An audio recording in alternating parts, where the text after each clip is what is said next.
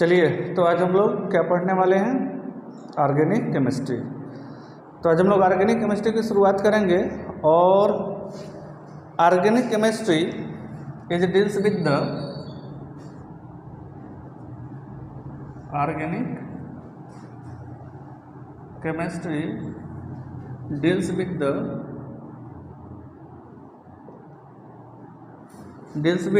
compounds of carbon,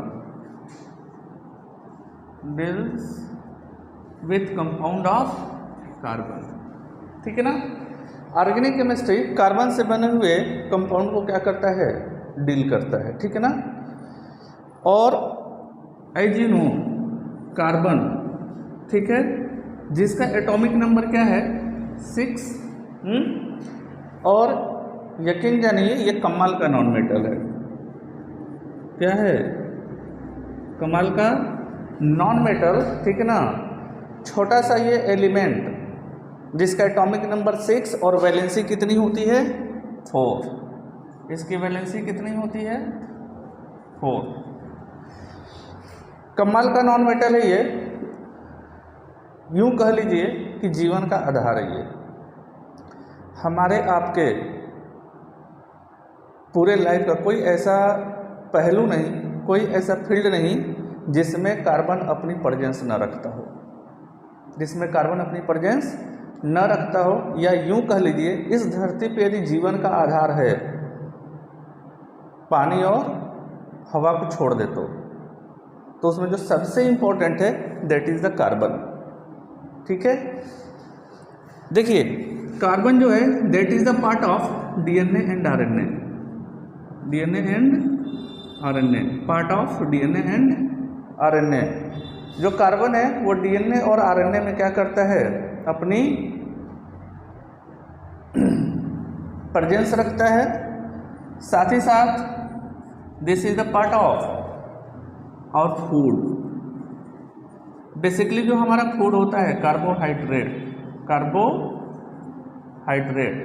that is made up of the carbon.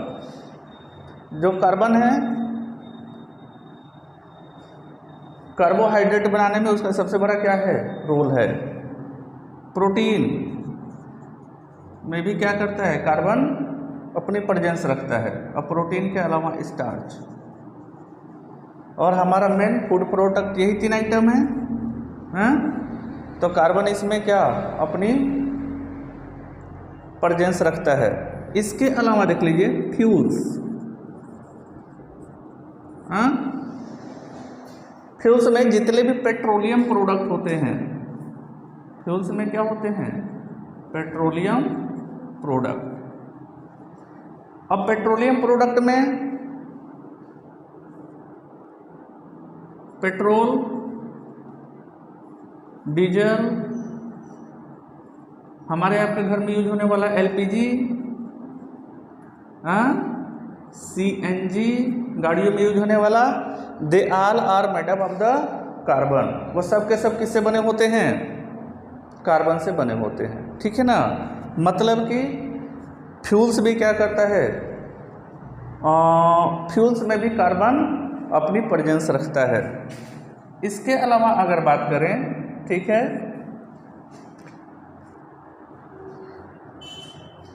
Fuels के अलावा तो जितने भी मेडिसिन्स है, medicines, most of the medicines are organic compound. Most of the medicines are organic compound. Most of medicines are organic compounds. हमारी जितनी भी दवाइयाँ हैं उसमें कार्बन क्या करता है? अपनी प्रेजेंस रखता है। ठीक है ना। अच्छा, हमारी इकोनॉमिकल लाइफ में भी कार्बन का क्या है? बहुत बड़ा रोल है। ठीक है ना। तो जितने भी पॉलीमर्स होते हैं, मोस्ट ऑफ द पॉलीमर्स में क्या रखता है? ये अपनी प्रेजेंस रखता है। ठीक है ना। तो most of the polymers, most of the polymers are made up of made up of carbon. चलिए कुछ पॉलीमर्स का आपको नाम भी बता देता हूँ, उनका यूजेज भी बता देता हूँ, ठीक है ना। जैसे पॉलीथीन,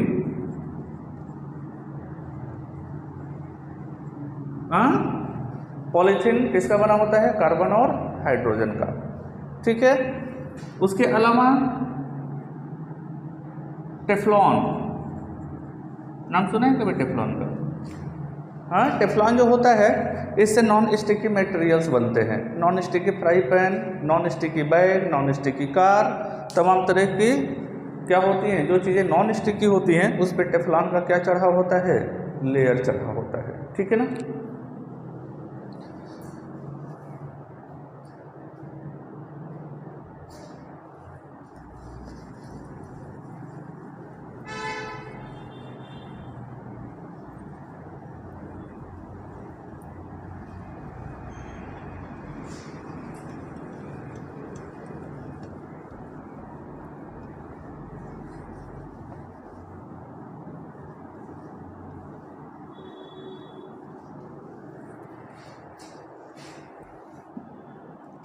उसके अलावा अगर पॉलीमर्स की बात करें तो एक पॉलीमर्स जो होता है CPVC, क्लोरीनेटेड पॉलीविनाइल क्लोराइड। इसका पूरा नाम क्या है? क्लोरीनेटेड पॉलीविनाइल क्लोराइड, ठीक है ना। ये वो पॉलीमर्स है जिससे पाइप्स वगैरह बनते हैं। जिससे क्या बनते हैं? पाइप्स। इसको हम पूरा, इसका फुल फॉर्म क्या होता है? Chlorinated polyvinyl chloride. अच्छा, इससे क्या बनते हैं? पाइप्स। और कौन से पाइप्स बनते हैं? इलेक्ट्रिकल पाइप्स बनते हैं, जो घरों में बिजली के जो वायरिंग यूज करते हैं ना, जो बिजली के लिए घरों में वायरिंग डालते हैं, उससे क्या, उसी से ये CPVC का बना होता है। साथ ही साथ जो हमारे यहाँ बाथरूम वगैरह में जो पाइप्स लगे होते हैं, बाथरूम और टॉयलेट में जो क्या होते हैं? पाइप्स होते हैं, ठीक है ना। उसमें भी कौन सा पाइप यूज करते हैं? CPVC पाइप यूज करते हैं। आजकल ज़्यादा CPVC पाइप यूज करते हैं, उसके पहले UPVC करते थे, तमाम तरह की पाइप्स यूज करते थे, ठीक है ना। तो ये जो पाइप्स है कहाँ यूज होते हैं? टॉयलेट एंड बाथरूम में, या ये कर लीजिए सैनिटरी में यूज होते हैं। ये सिंपली किसकी बात कर लें? सैनिटरी में, ठीक है। अच्छा, इसके अलावा diamond, that is the favourite of the girls, वो भी किसका बना होता है?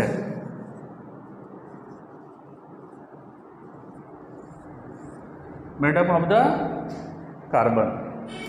जो डायमंड होता है वो भी किसका बना होता है? Made up of carbon,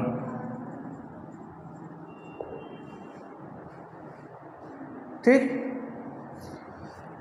diamond जो होता है वो भी किसका होता है?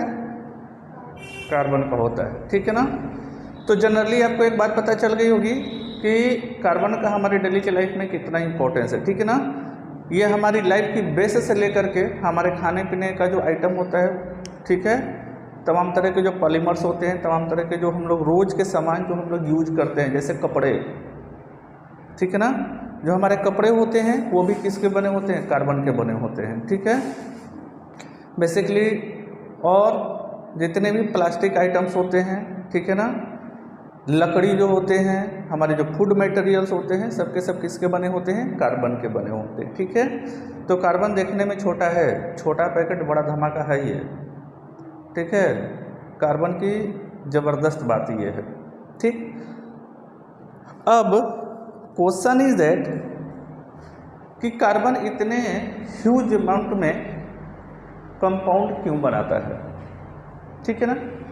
उसके पहले आप लोग ये जान लीजिए कि जो ऑर्गेनिक केमिस्ट्री की शुरुआत थी, जो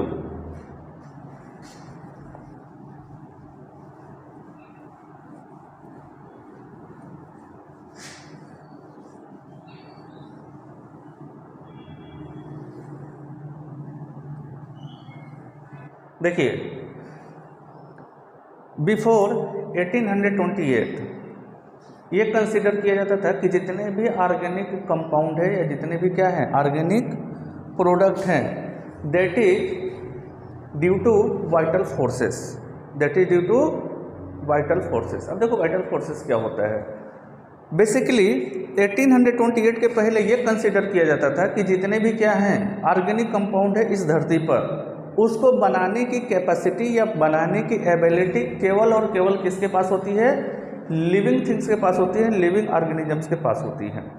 या तो ऑर्गेनिक कंपाउंड प्लांट बना सकते थे या तो एनिमल बना सकते थे। हम उसको किसमें? लेबोरेटरी में नहीं बना सकते, हम वो सिंथेटिकली नहीं बना सकते थे।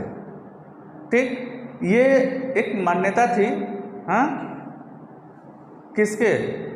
बिफोर 1828। एक साइंटिस्ट आते हैं 1828 में, ठीक है, उनका नाम था ओलर। उनका क्या नाम था?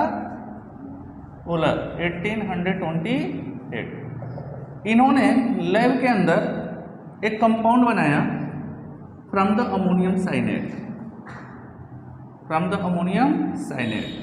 This is ammonium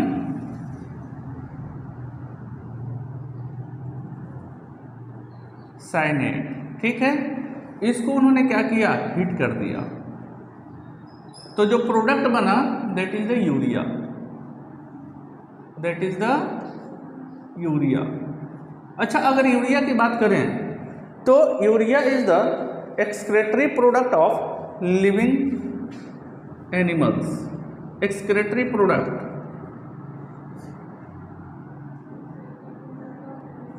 excretory product of living organisms, living animals. जो एनिमल्स होते हैं बेसिकली ह्यूमंस और दूसरे जो एनिमल्स होते हैं, ठीक है ना, उनका ये क्या था? वेस्ट मटेरियल था, क्या? यूरिया।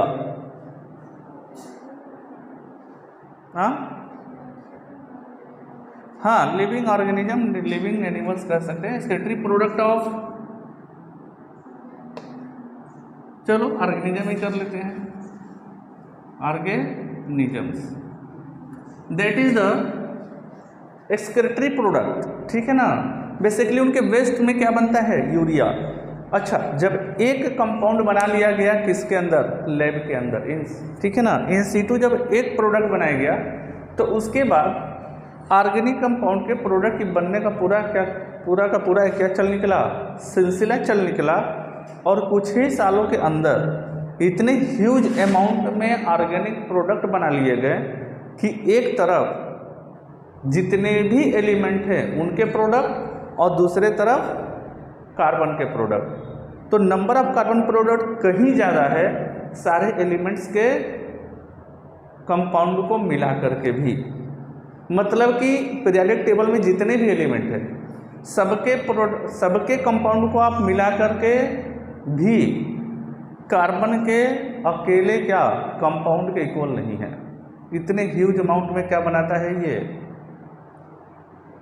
कंपाउंड बनाता है। ठीक है ना, तो जब इतने ह्यूज अमाउंट में कार्बन के कंपाउंड जब प्रिपेयर हो गए तब हमको एक अलग केमिस्ट्री की ब्रांच ही बनानी पड़ गई, that is the organic chemistry.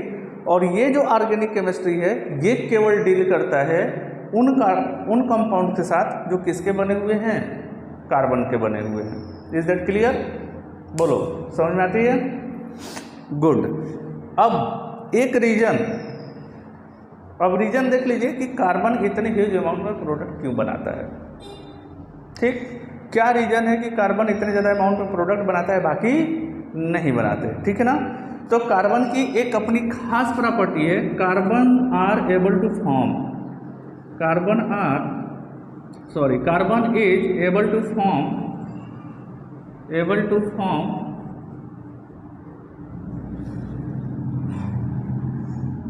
to form a large number of compound, to form large number of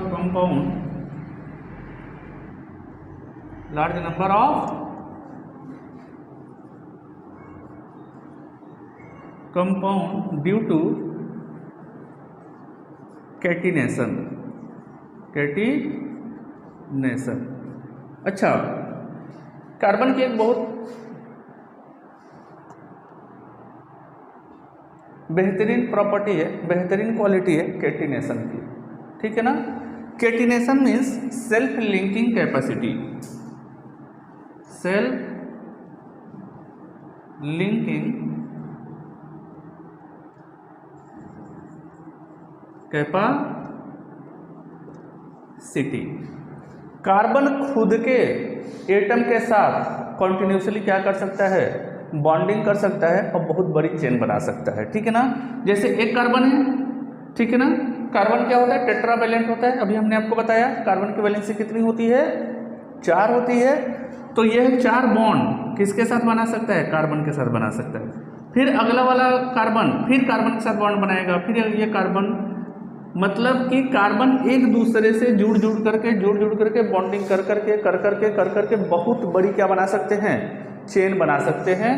this property is known as catenation, self linking property, ठीक है ना। कार्बन खुद के एटम के साथ क्या कर सकता है, कंटिन्यूसली बॉन्डिंग कर सकता है, ठीक है ना, जिसकी वजह से इस प्रॉपर्टी को क्या बोलते हैं, कैटिनेशन। और एक बहुत बड़ा क्या है, रीजन है किस चीज़ के लिए, इतनी ह्यूज अमाउंट में कंपाउंड होने के लिए, किसके, कार्बन के, ठीक है ना। तो कार्बन में जो इतने ह्यूज नंबर ऑफ कंपाउंड है उसके लिए जो खास रिस्पॉन्सिबल है दैट इज द कैटिनेशन। तो कार्बन की, अच्छा, कैटिनेशन जो है कार्बन के अलावा थोड़ा बहुत होता है सिलिकॉन में और फास्फोरस में। नेक्स्ट रीजन है कैटिनेशन के अलावा, that is the isomerism. Isomerism हम आइसोमेरिज्म डिटेल में पढ़ेंगे जब हम ऑर्गेनिक कंपाउंड, जब हम इस चैप्टर को आगे करके लेके चलेंगे तो हम इस आइसोमेरिज्म को क्या करेंगे, डिटेल में पढ़ेंगे। लेकिन ये बात समझिए कि अगर कार्बन के इतने ह्यूज नंबर ऑफ कंपाउंड हैं तो उसमें एक बहुत बड़ा रोल किसका है, आइसोमेरिज्म का है, ठीक है ना।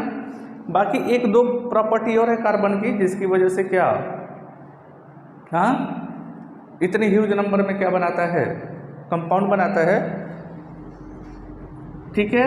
और वो प्रॉपर्टी क्या है, next property, formation of covalent bond, formation of covalent bond. देखो मेरी नज़र में ये जो प्रॉपर्टी है वो इतना साउंडफुल नहीं है, उतना साउंडफुल नहीं है। बहुत सारे ऐसे एलिमेंट हैं जो कि क्या बनाते हैं, कोवैलेंट बॉन्ड बनाते हैं, ठीक है ना, बट वो उतनी ह्यूज अमाउंट में क्या नहीं बना पाते, कंपाउंड नहीं बना पाते जितना कि कौन बना लेता है, कार्बन। क्लियर है। एक लोग चौथा रीजन दे देते हैं कभी कभी, that is the tetravalency, tetravalency. हालांकि ये भी रीजन उतना साउंडफुल नहीं है, थोड़ा बहुत हो सकता है लेकिन उतना साउंडफुल नहीं है। क्यों, क्योंकि बहुत सारे ऐसे एलिमेंट हैं जिनकी वैलेंसी क्या होती है, 4 होती है, ठीक है ना, 4 से ज़्यादा भी होती है, लेकिन वो भी एबल नहीं है इतनी ह्यूज अमाउंट में क्या फॉर्म करने में, कंपाउंड फॉर्म करने में, जितना अकेले क्या कर लेता है, कार्बन कर लेता है। क्लियर है, चलो नोट करो इसको।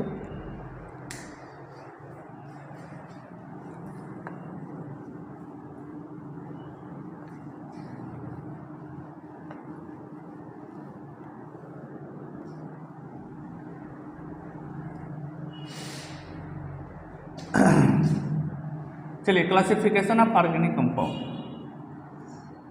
क्लासिफिकेशन ऑफ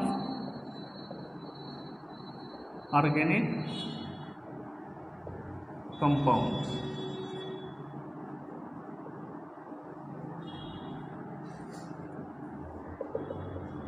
ठीक है। अब देखो, अगर ऑर्गेनिक कंपाउंड की बात करें तो ऑर्गेनिक कंपाउंड को हम लोग मेजरली 2 पार्ट में क्या करते हैं, डिवाइड करते हैं, ठीक है ना। एक तो हमारा होता है ओपन चेन, और या इसको हम और क्या बोल लेते हैं, एसाइक्लिक, ठीक है ना।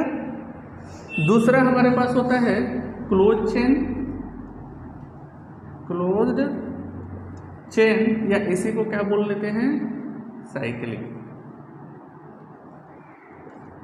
ठीक है। देखो,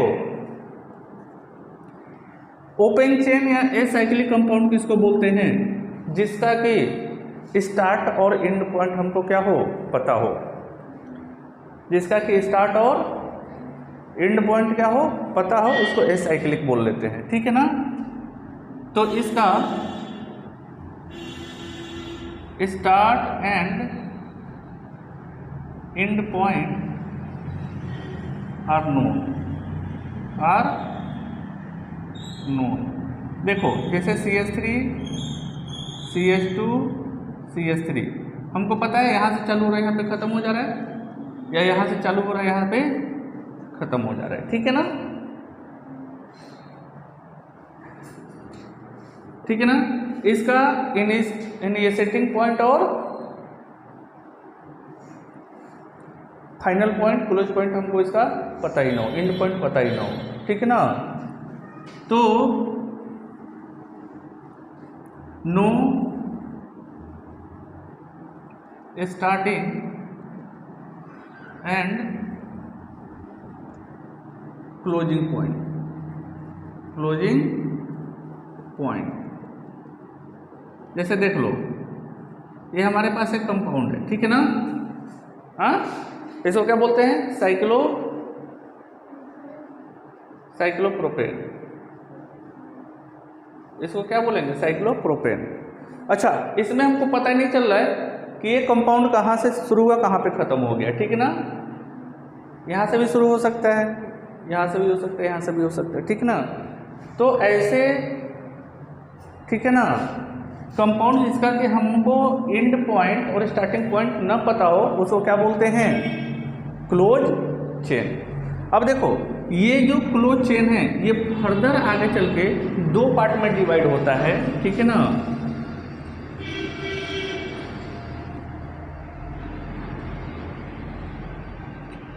एक होता है हमारा होमोसाइक्लिक कंपाउंड, एक क्या होता है, होमोसाइक्लिक कंपाउंड, और दूसरा क्या होता है, हेट्रोसाइक्लिक कंपाउंड। Heterocyclic homocyclic. देखो होमोसाइक्लिक में क्या होगा, ठीक है ना, इसके रिंग में केवल कार्बन होंगे, ठीक है ना। तो इसके रिंग में केवल क्या होंगे, कार्बन होंगे। तो ओनली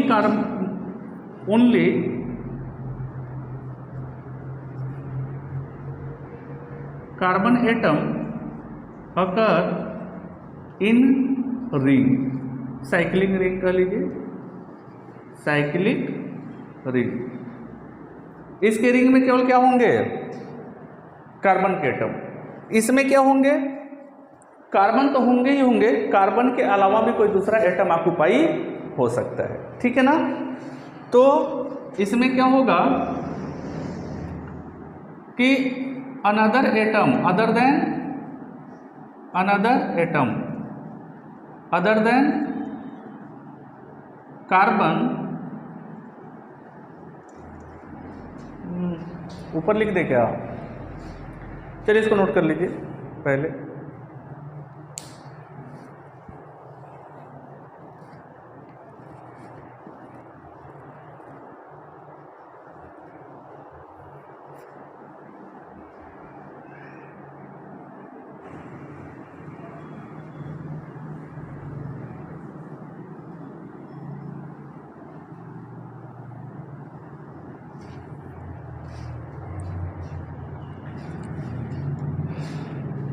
चलिए तो हम किसकी बात कर रहे थे, साइक्लिक कंपाउंड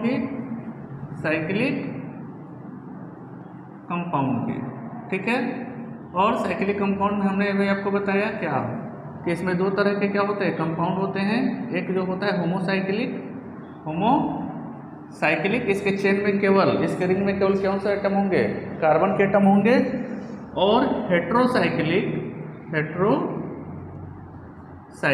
ठीक है ना, इसमें क्या होंगे, कार्बन के अलावा दूसरा कोई एटम हो सकता है, ठीक है ना। अभी हमने आपको बताया, जैसे देख लीजिए हमारे पास ये एक ऑर्गेनिक कंपाउंड है और इसको हम प्यार से बोल लेते हैं पिरिडीन। इसको हम प्यार से क्या बोलते हैं, पिरिडीन, ठीक है ना। अब देखो इसमें कार्बन तो है ही, इसमें क्या है, सारे कॉर्नर पे कार्बन, कार्बन तो है, कार्बन के अलावा यहाँ पे एक दूसरा एटम है, दैट इज द नाइट्रोजन, ठीक है ना। तो कार्बन के अलावा यहाँ पे कौन सा एटम है, नाइट्रोजन, इसलिए हम इसको क्या बोलेंगे, हेट्रोसाइक्लिक, ठीक है। अब देखो होमोसाइक्लिक में भी दो तरह के क्या होते हैं, कंपाउंड होते हैं। एक तो होता है बेंजेनॉइड, बेंजेनॉइड, और दूसरा क्या होता है, नॉन बेंजेनॉइड, नॉन बेंजेनॉइड, ठीक है ना। अच्छा, बेंजेनॉइड क्या होता है, ऐसे ऑर्गेनिक कंपाउंड जिसमें बेंजीन का कम से कम एक रिंग जरूर प्रेजेंट हो, बेंजीन का कम से कम एक रिंग जरूर हो, तो उसको क्या बोलेंगे, benzenoid, made up of benzene ring, made up of benzene ring, clear है। नॉन बेंजेनॉइड में क्या होगा, benzene do not occur, benzene do not occur, ठीक है। एग्जाम्पल के लिए देख लो,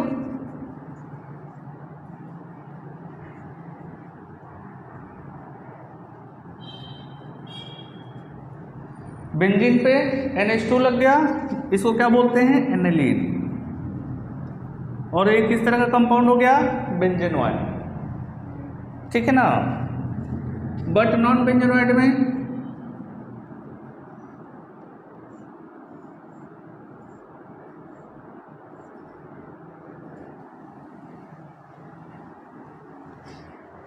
चलो आगे क्या पढ़ने वाले हैं, basic concept of organic chemistry, ठीक है ना।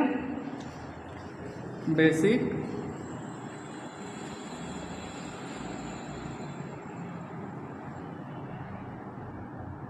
Concept of organic chemistry, organic chemistry,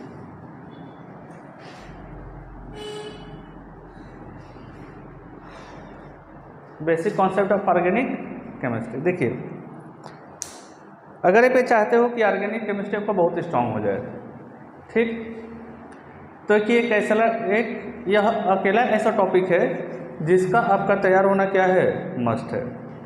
अगर आपको ऑर्गेनिक केमिस्ट्री के बेसिक्स पता हैं तो इसके रिएक्शन बहुत आसान हो जाते हैं, और साथ ही साथ ऑर्गेनिक केमिस्ट्री भी क्या हो जाता है, बहुत आसान हो जाता है, ठीक है। अगर जब कभी भी अगर आप ऑर्गेनिक केमिस्ट्री को मगअप करने की कोशिश किए या रटने की कोशिश किए, यकीन जानिए ऑर्गेनिक केमिस्ट्री आपको कभी नहीं आने वाला, ठीक। तो जरूरी है कि बेसिक कॉन्सेप्ट आपको पता हो किसके, ऑर्गेनिक केमिस्ट्री के, तब इसके रिएक्शन क्या हो जाते हैं, आसान हो जाते हैं, पूरी की पूरी ऑर्गेनिक केमिस्ट्री क्या हो जाती है, आसान हो जाती है, ठीक। देखते हैं कि बेसिक कॉन्सेप्ट में हमको कौन कौन से पॉइंट्स को इसमें क्या करने हैं, हमको डील करने हैं, कौन कौन से पॉइंट्स को हमको पढ़ने हैं, किसके अंदर, basic concept of organic chemistry के अंदर। तो इसमें हम लोग बेसिकली पढ़ेंगे nomenclature, nomenclature of organic compound, nomenclature of organic compound. अच्छा देखिए, नॉमेनक्लेचर का मतलब IUPAC नॉमेनक्लेचर, नॉमेनक्लेचर का मतलब IUPAC नॉमेनक्लेचर। दूसरा हम इसमें क्या पढ़ने वाले हैं, आइसोमेरिज्म, आइसोमेरिज्म। अच्छा, आइसोमेरिज्म में भी फर्दर हम डिवाइड करेंगे, ठीक है ना, स्ट्रक्चरल आइसोमेरिज्म, ठीक है ना, जियोमेट्रिकल आइसोमेरिज्म या स्टीरियो आइसोमेरिज्म, ऑप्टिकल आइसोमेरिज्म उसमें, ठीक है ना। तो तमाम तरह के कन्फर्मेशनल आइसोमेरिज्म, तो तमाम तरह के आइसोमेरिज्म को हम इसमें क्या करने वाले हैं, डील करने वाले हैं, ठीक है। तीसरा पॉइंट हम इसमें क्या पढ़ने वाले हैं, ठीक है ना,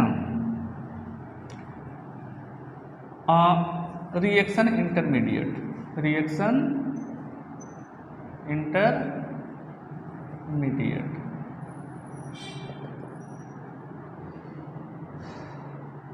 और क्या पढ़ने वाले हैं, electronic effect, electronic effect in organic compounds, organic compounds.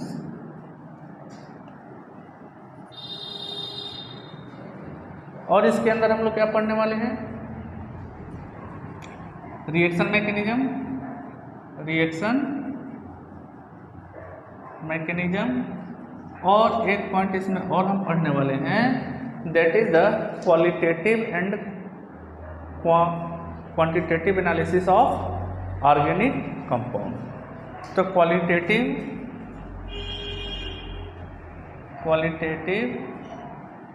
And quantitative analysis of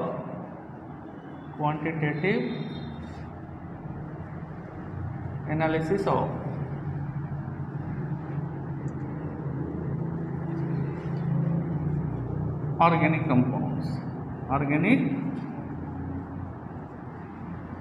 compounds, इतने सारे पॉइंट्स को हम इसमें क्या करने वाले हैं, डील करने वाले हैं। क्लियर है?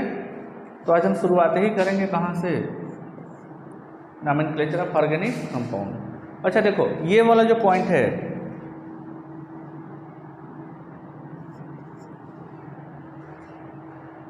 क्वालिटेटिव एंड क्वांटिटेटिव एनालिसिस, हम इसको सबसे लास्ट में डील करेंगे, ठीक है ना। जब खत्म करने पे आएंगे ऑर्गेनिक केमिस्ट्री तो सबसे लास्ट में मैं इसको पढ़ाऊंगा, ठीक है। हाँ चलिए छाप लीजिए।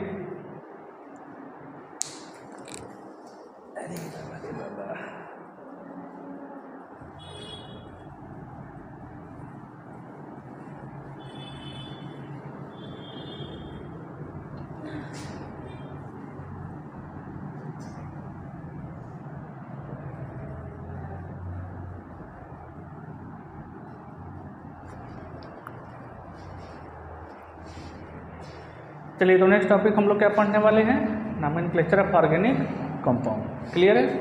देखो, नॉमेनक्लेचर ऑफ ऑर्गेनिक कंपाउंड में बेसिकली किसी भी ऑर्गेनिक कंपाउंड के दो नाम होते हैं, ठीक है ना। एक तो हमारा होता है ट्रिवियल नेम, और दूसरा क्या होता है, IUPAC नेम। इसको यूँ समझ लीजिए कि ये घर का नाम है और ये स्कूल का नाम है, ठीक है ना। बहुत सारे लोगों के दो नाम होते हैं, घर में किसी और नाम से बुलाते हैं और स्कूल में उनका नाम कुछ और होता है, ठीक है ना। तो ये कह लीजिए कि जो ट्रिवियल नेम है यह लोकल नेम है, या सिंपली कह लीजिए कि घर में प्यार से लोग क्या बुलाते हैं वो नेम है, और ये IUPAC नेम है जिससे कि पूरी दुनिया क्या आपको जानेगी, ठीक है। तो ट्रिवियल नेम में जैसे देखिए, एक हमारे पास है मेथेन, इसको हम बोलते हैं मार्स गैस। इसका तो क्या हो गया, लोकल नेम, लेकिन इसका जो IUPAC नेम है that is the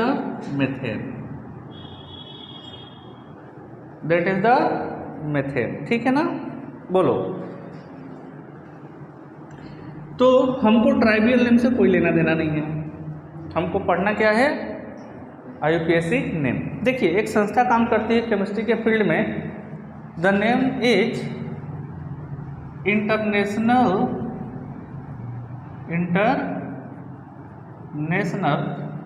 union of pure and applied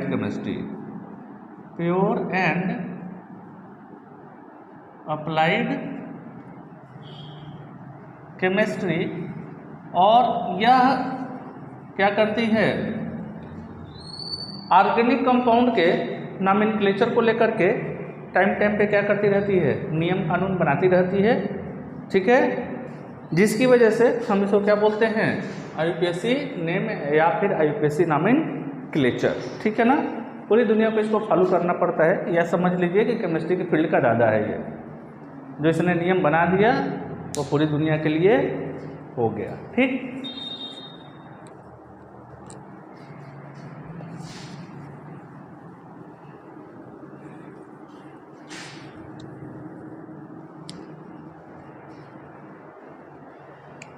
तो बेसिकली आईयूपीएसी नोमेनक्लेचर की अगर बात करें, आईयूपीएसी नोमेनक्लेचर, तो आईयूपीएसी नोमेनक्लेचर में किसी भी कंपाउंड के आईयूपीएसी नोमेनक्लेचर में 3 चीज़ें मायने रखती हैं, और उन 3 चीज़ों को लेकर के हमको क्या जानकारी होनी चाहिए, और बेसिकली सतर्कता होनी चाहिए, अवेयरनेस होना चाहिए हमारे अंदर कि हम उसको कैसे यूज करेंगे। तो किसी भी कंपाउंड के अंदर, ठीक है ना, आईयूपीएसी नोमेनक्लेचर के 3 पार्ट होते हैं, ठीक। एक तो होता है प्रीफिक्स, एक होता है प्रीफिक्स, साथ में क्या होता है वर्ड